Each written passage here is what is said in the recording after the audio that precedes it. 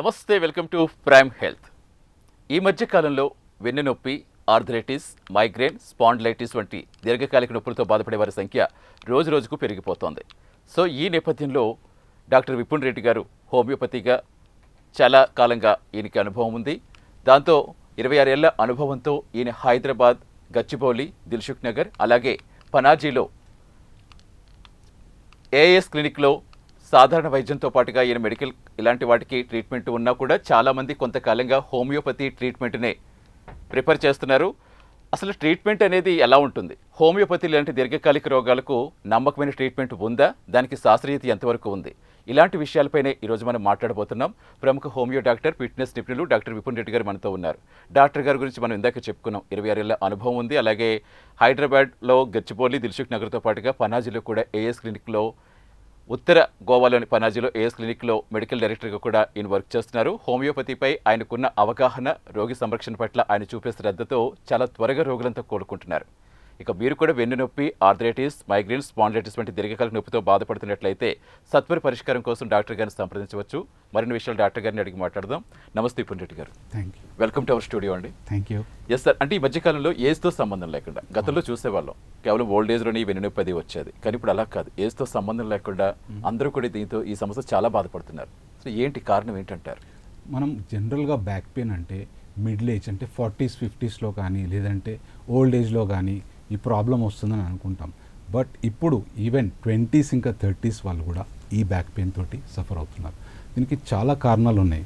But number 1 reason sedentary life style. Sedentary life style అంటే చాలాసేపు కూర్చొని ఉండడం, లేదంటే ఆఫీస్లో కానీ ఉండొచ్చు, లేదంటే మీరు ఇంట్లో టీవీ చూసుకుంటూ కూర్చోవచ్చు, లేకపోతే వెహికల్ డ్రైవింగ్లో ఉండొచ్చు. This is one of the most important reason అని మనం చెప్పుకోవచ్చు. ఎందుకంటే కూర్చున్నప్పుడు మన వెన్నుపూస మీద చాలా ఒత్తిడి పెరుగుతుందన్నమాట. ఇది మీరు స్టాండింగ్తో పోల్చుకుంటే, లేదంటే మీరు పడుకున్నప్పుడు కానీ చూసుకుంటే most harmful position for me spine is sitting. దీంతో పాటు అధిక బరువు, obesity, this is also one of the major reason. Especially పొట్ట చుట్టూ ఫ్యాట్ ఉండడం, ఇది మీ వెన్నుపూస మీద బాగా ఒత్తిడి పెంచుతుంది. ఇది కూడా వన్ ఆఫ్ ద రీజన్. దీంతో పాటు ఇప్పుడు మనం చూస్తుంటాం చాలామందిని ఈ లైఫ్ అంటే ఈ డేస్లో లైక్ మెంటల్ స్ట్రెస్ కానివ్వండి, ఫిజికల్ స్ట్రెస్ కానివ్వండి, ఇది కూడా ఒక one of the important reason. And most importantly మనం గెజెట్స్ చూడడం, చాలాసేపు మెడ వంచి ఫోన్లు చూడడం, వాట్సాప్ చూడడం ఉండొచ్చు, ఫేస్బుక్, వీటన్నిటి వల్ల కూడా మీకు these are few of the reasons why మారుతున్న లైఫ్ స్టైల్ తగ్గట్టుగానే ఇవన్నీ కూడా you can call it as new epidemic.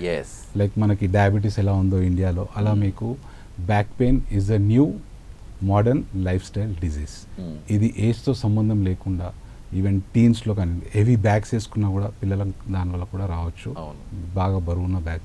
So ఈ ఏజ్ సంబంధం లేకుండా ఏ ఏజ్ గ్రూప్లోనూ మేము చూస్తున్నాం చాలా, అండ్ వెరీ కామన్ నవడేస్. అదే సార్, అది ఇప్పుడు ఎందుకు హోమియోపతి గురించి ఎక్కువగా కూడా కాన్సన్ట్రేషన్ పెరిగిందంటే, నిజంగానే పిల్లలకి మీరు చెప్పినట్టుగా బ్యాగ్స్ మోస్తుంటే చిన్న పిల్లలకి ఎంత బరువు ఉంటున్నాయో చూస్తున్నాం. అసలు మనం ఇందాక మాట్లాడినట్టుగా పూర్వకాలంలో ఆ లైఫ్ స్టైల్ వేరు, ఆ ఫుడ్ వేరు, ఆ వర్క్ వేరు, అంతా వేరు. ఇప్పుడు అంతా కాదు కదా, కేవలం అంతా ఒక ఆటోమేటిక్గా మారిపోయింది అంతా. దీంతో అసలు ఇప్పుడు ఎలా సార్ హోమియోపతిలో వెన్నునొప్పి పూర్తి స్థాయి చికిత్స ఉందనుకోవచ్చు? అది మీకు హోమియోపతిలో వెన్నుపూస నొప్పికి చాలా మంచి ట్రీట్మెంట్ ఉంది. సో హోమియోపతి కొద్ది డిఫరెన్స్ ఉంటుందన్నమాట, నేను మీకు చెప్తాను ఇప్పుడు. హోమియోపతిలో ఎలా ట్రీట్మెంట్ చేస్తాం ఏమంటే రూట్ కాజ్ని కన్సిడర్ చేసి ట్రీట్మెంట్ చేస్తాం.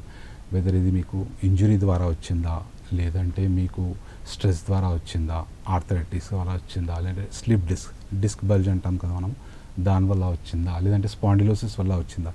మేము ఏదైతే పాజిటివ్ ఫ్యాక్టర్ ఉంటుందో అది మేము పరిగణకు తీసుకొని దాంతోపాటు మేము ట్రీట్మెంట్ ఇస్తాం. ఇంకా హోమియోపతి మీకు పెయిన్ని మాస్క్ చేయదు, అంటే మేము సిమ్టమ్స్ని ట్రీట్ చేయము, we treat the root cause. And ఇది హోలిస్టిక్గా పనిచేస్తుంది, సేఫ్గా, న్యాచురల్గా ఏ వయసు వాళ్ళన్నా తీసుకోవచ్చు.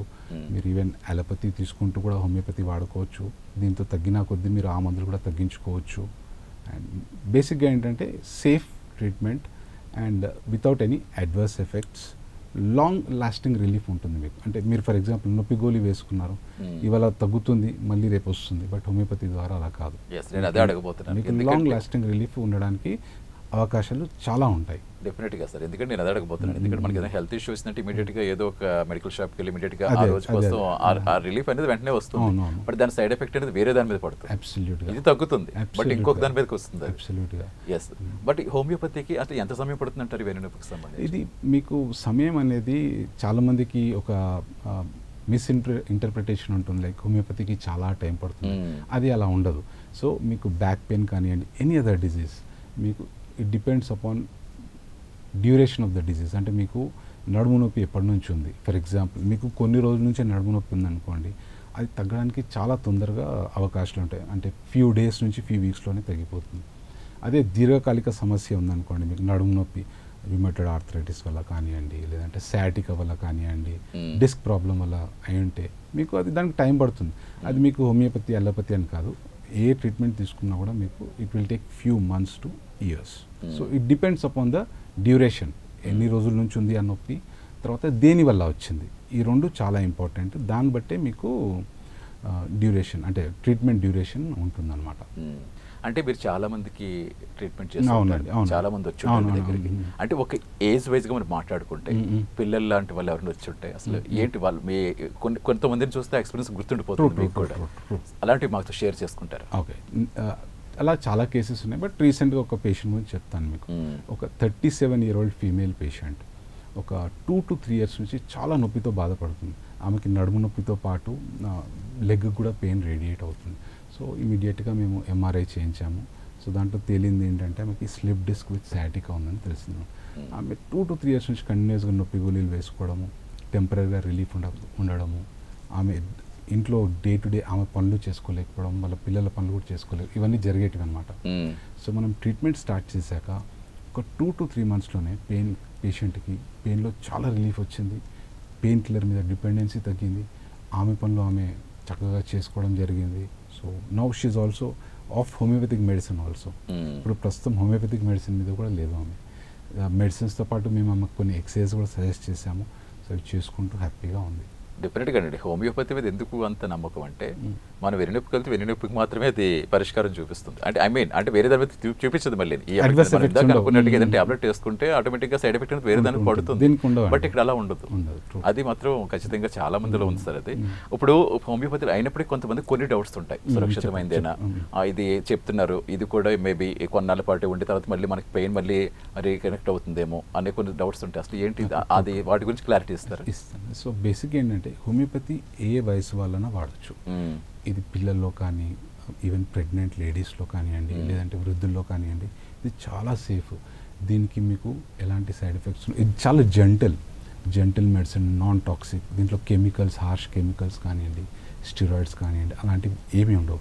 కాబట్టి ఇది ఏ ఏజ్ వాళ్ళైనా వాడచ్చు, దీనికి ఎలాంటి ప్రాబ్లం ఉండదు. ఇంకోటి ఏంటంటే మేము దీన్ని రూట్ కాజ్ని పరిగణలోకి తీసుకొని ట్రీట్మెంట్ ఇస్తాం కాబట్టి రిజల్ట్ మీకు లాంగ్ లాస్టింగ్ ఉంటుంది. సో ఏదైనా కూడా ఇది లైఫ్ స్టైల్ డిజీజ్ కాబట్టి మీరు ఓన్లీ మెడిసిన్ మీదే డిపెండెంట్ కాకుండా మా దగ్గరికి పేషెంట్ వచ్చినప్పుడు మేము వాళ్ళకి డూస్ అండ్ డోంట్స్ కూడా చెప్తాం. డూస్ అండ్ డోంట్స్ అంటే ఏది చేయొచ్చు, ఏది చేయకూడదు, దీంతో పాటు కొన్ని వ్యాయామాలు కూడా చేసుకోవాలి వాళ్ళు. ఇవన్నీ చేసుకుంటే it's like a 360-degree approach. Only మెడిసిన్సే కాకుండా వాళ్ళు డూస్ అండ్ డోంట్స్ పాటించి కొన్ని ఎక్సర్సైజ్ చేసుకున్నట్టయితే చాలా లాంగ్ లాస్టింగ్ రిలీఫ్ ఉంటుంది. అంటే ఇప్పుడు మీరు చెప్తున్నారు, మీరు డూస్ అండ్ డోస్ అంటే ఇప్పుడు చెప్తున్నారు, అంటే ఇన్నాళ్ళు కోర్స్ అనేది ఉంటుందా సార్? ఎలా ఉంటుంది అంటే ఇప్పుడు వీళ్ళకి పూర్తిగా తగ్గిందని నమ్మకం వచ్చిన తర్వాత మీ దగ్గరికి వచ్చి తగ్గిందంటే ఇంకా అక్కడతో మీరు ఆప్ చేసేస్తారా టాబ్లెట్స్ అనేవి, లేదంటే ఇంత కోర్స్ అనేది ఉంటుంది, కోర్స్ ఖచ్చితంగా వాడాలి అనేది ఉంటుందా? అది మళ్ళీ అగైన్ అది మీకు అక్యూట్ అంటే రీసెంట్గా వచ్చిందా ప్రాబ్లం, లేదంటే దీర్ఘకాలికంగా ఉందనే దాన్ని బట్టి ఉంటుంది. ఒకవేళ రీసెంట్గా వచ్చింది అనుకోండి నొప్పి, దానికి మళ్ళీ ట్రీట్మెంట్ అవసరం ఉండదు, అది చాలా తొందరగా తగ్గిపోతుంది. మా దగ్గరికి మళ్ళీ రావాల్సిన అవసరం ఉండదు. ఇనీషియల్ ఫ్యూ డేస్ నుంచి వీక్స్లో తగ్గిపోతుంది అది. దాని తర్వాత మళ్ళీ రావాల్సిన అవసరం. అదే మీకు క్రానిక్ ప్రాబ్లం అంటే రుమటైడ్ ఆర్థరైటిస్ ఉంది, లేదంటే డిస్క్ రిలేటెడ్ సమస్యలు ఉన్నాయి, వాటికి తగ్గాక మళ్ళీ ఎప్పుడన్నా వస్తే they can again consult us. But జనరల్గా వాళ్ళు మేము చెప్పినట్టు అన్నీ ఫాలో చేసుకుంటే మళ్ళీ రాకుండా ఉండడానికి అవకాశాలు చాలా హైగా ఉంటాయి అన్నమాట.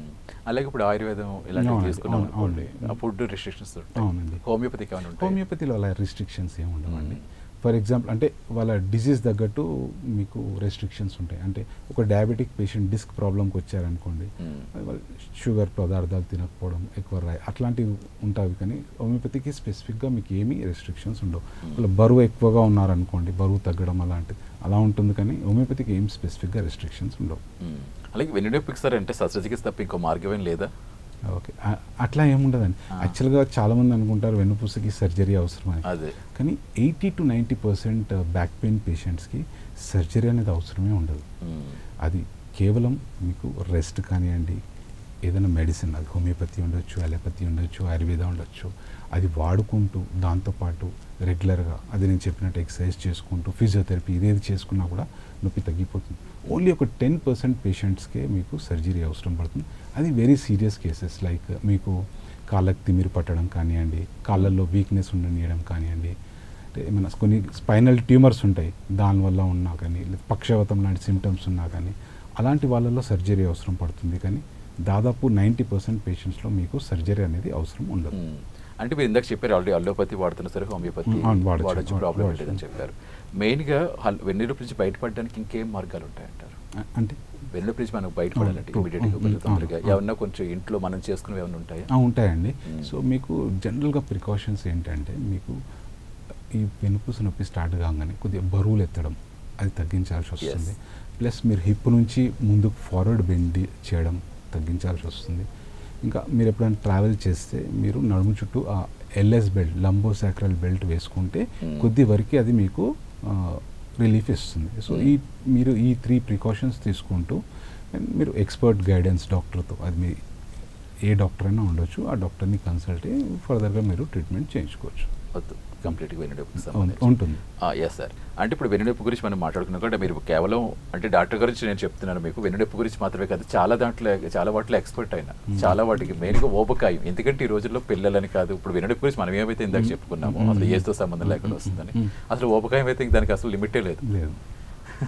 దానికేంటి సార్, దానికి సంబంధించి మీ ఎక్స్పీరియన్స్ చెప్పండి. బేసిక్గా ఇప్పుడు ఒబేసిటీ అనేది చాలా కామన్ అయిపోయింది.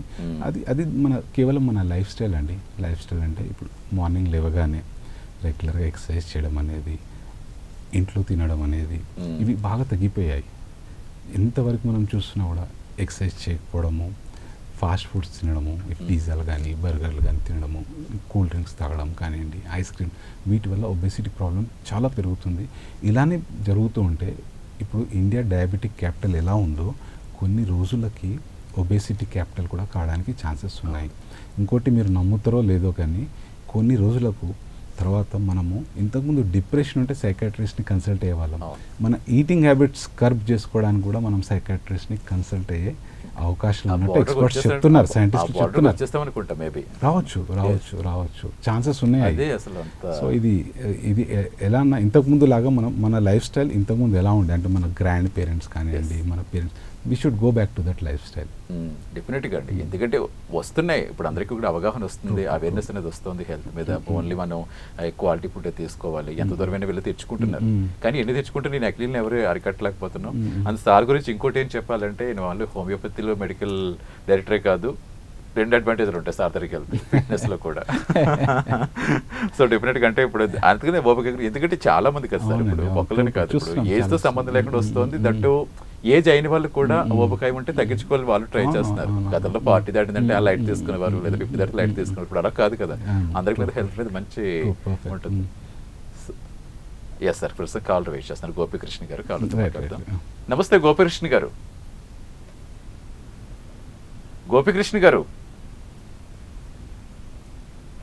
సార్, మీ వాయిస్ వినిపించడం లేదు. రైట్, కాల్ కట్ అయినట్టుంది మళ్ళీ. యా గోపికృష్ణ గారు. ఎస్ వినిపిస్తుంది, అడగండి. సార్తో మాట్లాడండి. మీరు టీవీ చూస్తూ మాట్లాడదు సార్, డైరెక్ట్ గా ఫోన్ లో మాట్లాడండి, డిస్టర్బెన్స్ వస్తుంది మాకు ఇక్కడ. హలో గోపికృష్ణ గారు, నా వాయిస్ వినిపిస్తోందా? రైట్, కాల్ కట్ అయినట్టు. ఎస్ సార్, అలాగే శ్వాసకోశనాలకు సంబంధించి కూడా దాంతో కూడా చాలా మంది ఇబ్బంది పడుతున్నారు. దానికి సంబంధించి ఎలా ఉంటుంది సార్ ఈ ట్రీట్మెంట్ అనేది? మీరు అంటే బ్రెత్లెస్నెస్, ఆయాసం. సో ఇప్పుడు మీకు జనరల్గా ఈ problem allergic rhinitis with sinusitis కానివ్వండి, లేదా allergic rhinitis with wheezing, asthma లాంటిది కూడా ఉంటుందన్నమాట. సో ఏ ఎలర్జీలో ఉన్నా అంటే whether it is respiratory allergy, whether it is asthma, హోమియోపతిలో చాలా మంచి ట్రీట్మెంట్ ఉంటుంది దానికి కూడా. సో దీంట్లో కూడా మేము దేని వల్ల అవుతుంది అంటే కొంతమందికి కామన్గా హౌస్ డస్ట్ ద్వారా అలర్జీస్ వస్తాయి. హౌస్ డస్ట్ ద్వారా వస్తుందా, లేదా పొల్యూషన్ ద్వారా వస్తుందా, లేదంటే మీకు క్లైమేట్ చేంజెస్ వల్ల వస్తున్నాయి. అంటే కొంతమందికి చలికాలంలో ఎక్కువ వస్తుంది ప్రాబ్లం, కొంతమందికి ఎక్కువ వింటర్లో వస్తుంది. ఇవన్నీ తీసుకుని దాని తర్వాత మేము మెడిసిన్స్ ఇస్తాం. హోమియోపతిక్ మెడిసిన్ ఎప్పుడైనా ఇండివిజువలైజ్డ్ ఉంటుంది. ఇండివిజువలైజ్డ్ అంటే ఫర్ ఎగ్జాంపుల్ మీకు ఆ జబ్బు ఉందనుకోండి, మీకు అదే మెడిసిన్, వేరే వాళ్ళకు ఉంటే వేరే వాళ్ళకు కూడా అదే మెడిసిన్, అట్లా ఉండదు. హోమియోపతిక్ మెడిసిన్ టైలర్ మేడ్ అంటే ఎంటైర్లీ మీ ఫిజికల్ సిమ్టమ్స్, ఎమోషనల్ సిమ్టమ్స్ ఇవన్నీ మనం కన్సిడర్ చేసి దాన్ని బట్టి మేము ట్రీట్మెంట్ ఇస్తాం. సో అంటే ఎవ్రీ పర్సన్ మాట్లాడి ఇది చాలా కేస్ డీటెయిల్డ్గా ఉంటుంది. ఇనిషియల్గా మీరు కలిసినప్పుడు ఫస్ట్ అపాయింట్మెంట్ చాలా ఇంపార్టెంట్. డీటెయిల్గా కేస్ టేకింగ్ తీసుకొని దాన్ని బట్టి ఇస్తాం.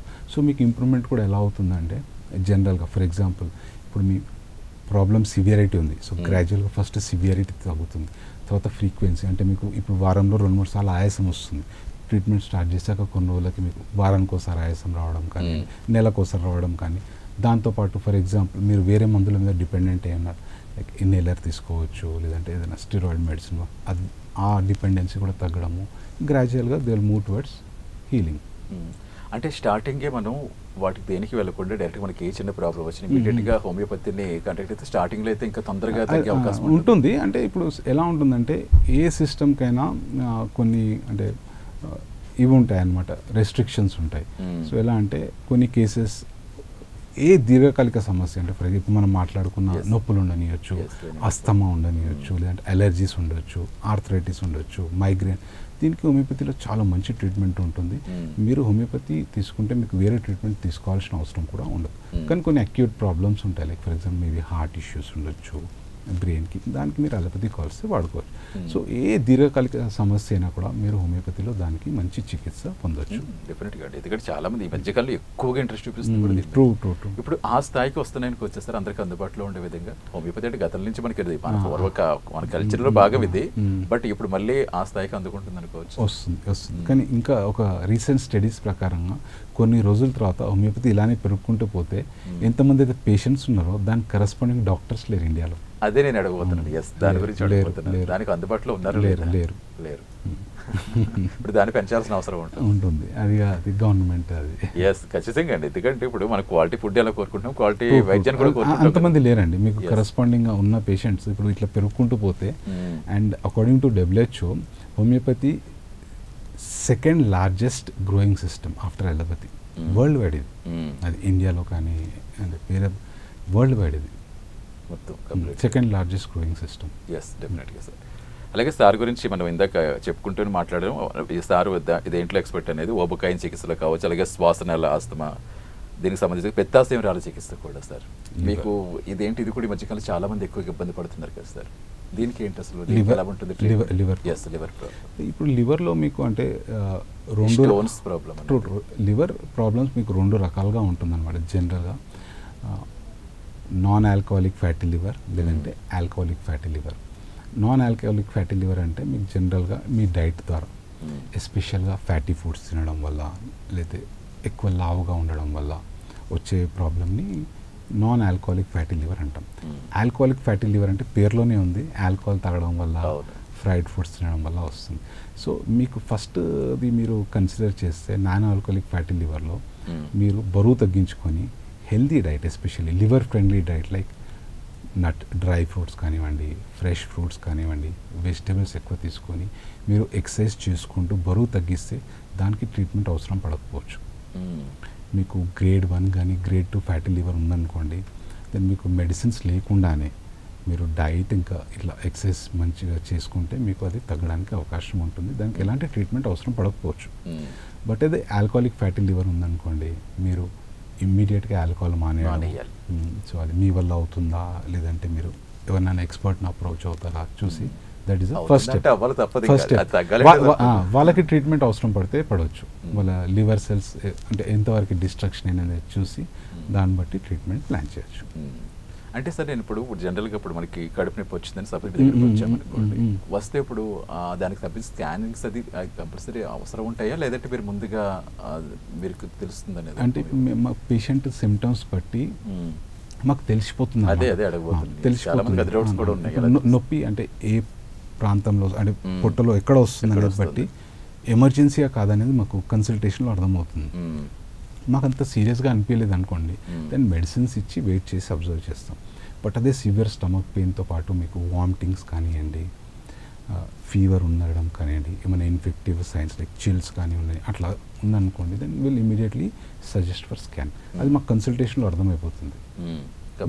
దాన్ని బట్టి మాకు అవసరం పడితే మాత్రం ఏమన్నా వార్నింగ్ సైన్స్ ఉన్నాయనుకోండి, అది ఫీవర్ కానివ్వండి, వామిటింగ్ అట్లాంటి ఇమీడియట్గా స్కానింగ్ తీయించాల్సిన అవసరం ఉంటుంది. దాని తర్వాతనే మనం డయాగ్నోసిస్ కానీ మెడిసిన్స్ కానీ ఇవ్వడం జరుగుతుంది. కంప్లీట్గా కేస్ స్టడీ చేసాక మాకు అర్థమవుతుంది పేషెంట్ చూడగానే అది మనం మందులు ఇస్తే తగ్గిపోతుందా లేదా ఖచ్చితంగా స్కానింగ్ చేసి డయాగ్నోస్ చేయాల్సిందేనా అని అప్పుడు అర్థమై దాన్ని బట్టి ఇస్తాం. ఎస్, ఖచ్చితంగా సార్. ఇక వెన్ను నొప్పికి సంబంధించి ఎందుకంటే మనం దీని గురించి మాట్లాడుతున్నాం కాబట్టి ఈ బ్యాక్ పెయిన్కి సంబంధించి ఇంకా ఎలాంటి సజెషన్స్ ఇస్తారు ఫైనల్గా? బేసిక్గా మనము మన మోడర్న్ లైఫ్ స్టైల్ని రెక్టిఫై చేయాల్సి వస్తుంది. దీనికి ఒక సింపుల్గా ఒక 4-5 థింగ్స్ చెప్తాను. రెగ్యులర్ ఎక్సర్సైజ్లో కూడా మీరు జిమ్కి వెళ్ళి డైలీ ఒక హాఫ్ అన్ అవర్ 1 అవర్ అలా చేయాల్సిన అవసరం ఉండదు. వాకింగ్ కానివ్వండి, cycling, swimming, these are the 3 simple exercises. మీ వెన్నుపూసకి చాలా మంచిది, చాలా సున్నితంగా ఉంటుంది ఈ 3 ఎక్సర్సైజ్. ఈ 3 ఎక్సర్సైజ్ చేస్తే సరిపోతుంది. దాంతోపాటు మీరు బరువు తగ్గించుకోవడం, స్ట్రెస్ ఉంటే మీరు డీప్ బ్రీతింగ్ ఎక్సర్సైజ్ కానివ్వండి, యోగా కానివ్వండి, ఇట్లాంటిదైనా ఫాలో చేయడం, ప్లస్ యాంటీ ఇన్ఫ్లమేటరీ డైట్ తీసుకోవడం. యాంటీ ఇన్ఫ్లమేటరీ డైట్ అంటే fresh fruits, dry fruits, vegetables ఎక్కువగా తీసుకోవడము, ఆల్కహాల్ కానీ స్మోకింగ్ కానీ అలవాట్లు ఉంటే అది తగ్గించుకోవడం కానీ మానేయడం. Smoking is very bad for back, ఎందుకంటే మీ వెన్నుపూసకి బ్లడ్ సర్క్యులేషన్ తగ్గిస్తుంది అది. సో ఇవన్నీ బ్యాడ్ హ్యాబిట్స్ అలాంటివి ఏమన్నా ఉంటే మీరు తగ్గించుకుంటే మంచిది. దీంతో పాటు బ్యాక్ పెయిన్ రాగానే నెగ్లెక్ట్ చేయకుండా మీరు ఎర్లీ డయాగ్నోసిస్ చేసుకొని దానికి సంబంధించిన ఎక్స్పర్ట్ని కలిసినట్టు అవుతే మీకు ఫ్యూచర్ కాంప్లికేషన్స్ రాకుండా ఉంటుంది. ఖచ్చితంగా sir. Thank you so much doctor Vipin Reddy గారు. మీరు చాలా మంచి విషయాలు చెప్పారు. ఎందుకంటే ఇవన్నీ చాలా మంది ఇబ్బంది పడుతుంది. అసలు ఏజ్తో సంబంధం లేకుండా ఇబ్బంది పడుతుంది. మెయిన్గా ఊబకాయం, దాన్ని అయితే అసలు భరించలేకుండా ఉన్నాం. ఇంకా వెన్ను నొప్పి అనేది బ్యాక్ పెయిన్ ఇంకా అది మన ఒంట్లో భాగం అయిపోయింది అది కూడా. ఎస్, ఖచ్చితంగా సార్తో కలవాలనుకుంటే డెఫినెట్గా వెళ్ళొచ్చు. అండ్ గచ్చిబౌలి, అలాగే దిల్సుఖ్ నగర్, అలాగే ఉత్తర గోవాలో పనాజీలో కూడా ఏఎస్ క్లినిక్లో మెడికల్ అడ్వైజర్గా ఉన్నారు. సేమ్ టైం 2 అడ్వాంటేజెస్ ఉన్నాయి సాదర్కి వెళ్తే. ఫిట్నెస్లో కూడా ఆయన చాలా టిప్స్ ఇస్తున్నారు. సో డెఫినెట్గా మీరు దీర్ఘకాలిక సమస్యలతో బాధపడుతుంటే, రిపులతో బాధపడే వారి సంఖ్య చాలా ఎక్కువగా ఉంటుంది. కాబట్టి ఖచ్చితంగా హోమియోపతిని కాంటాక్ట్ అయితే డెఫినెట్గా మీకు ఆ ట్రీట్మెంట్ పూర్తి స్థాయిలో సాటిస్ఫాక్షన్ ఇస్తుంది. అలాగే మనకి ఎటువంటి సైడ్ ఎఫెక్ట్స్ లేవని కూడా సార్ చెప్తున్నారు. ఇదిగోటి ప్రైమ్ హెల్త్. రేపు మరో ప్రైమ్ హెల్త్ మళ్ళీ కలుద్దాం. నమస్తే.